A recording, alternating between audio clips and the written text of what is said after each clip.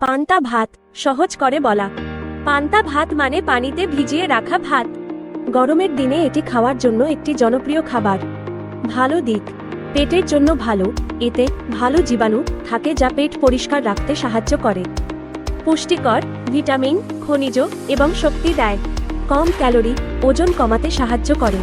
রক্তে শর্করা নিয়ন্ত্রণে রাখে, ডায়াবেটিস রোগীদের জন্য ভালো। আরও কিছু ভালো দিক: রোগ প্রতিরোধ ক্ষমতা বৃদ্ধি করে। ত্বক ও চুলের জন্য ভালো। রক্তচাপ নিয়ন্ত্রণে সাহায্য করে। মানসিক চাপ কমায়। কিছু টিপস: ঠান্ডা ভাত দিয়ে পান্তা ভাত তৈরি করুন। লবণ, পেঁয়াজ কুচি, ধনেপাতা, লেবুর রস দিয়ে খান।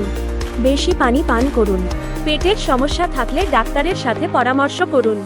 পান্তা ভাত সুস্বাদু এবং পুষ্টিকর। গরমের দিনে এটি একটি ভালো খাবার।